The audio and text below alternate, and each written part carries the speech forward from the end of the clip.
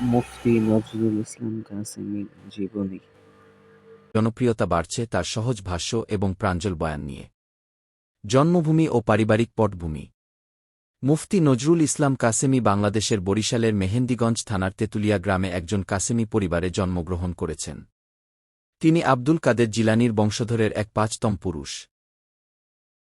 ও শিক্ষাজীবন। ১. প্রাথমিক শিক্ষা শুরু করেন মাদ্রাসা জামেয়া নুরিয়া, কামরাঙ্গীর চর, ঢাকায়। বর্তমান অবস্থান ও সামাজিক ভূমিকা। তিনি ঢাকার শাহজাদা মিয়া লেন জামে মসজিদে খতিব হিসেবে দায়িত্ব পালন করছেন। নিয়মিত দাওয়াতমূলক বক্তৃতা ও ওয়াজ আয়োজন করে আসছেন দেশের বিভিন্ন এলাকায়। বৈশিষ্ট্য ও বক্তৃতা শৈলী। তার ভাষণ সহজ, সরল, অর্থবোধপূর্ণ এবং আলোচ্য বিষয়কে জীবনের সঙ্গে সংযুক্ত করে উপস্থাপন করেন। তার শৈশব ও পারিবারিক বাড়ি বাংলাদেশের বরিশাল বিভাগের মেহেন্দিগঞ্জ, মেহেন্দিপাড়া বা তেঁতুলিয়া গ্রামে অবস্থিত। মুফতির বক্তৃতা ভিডিও ও অডিও আকারে সচরাচর পাওয়া যায় ইউটিউবে ও বিভিন্ন ইসলামী ওয়াজ প্ল্যাটফর্মে। মৃত্যু সচেতনতা নিয়ে ওয়াজ। হে যুবক, মৃত্যুর আগে এই ওয়াজটি একবার শুনুন গে।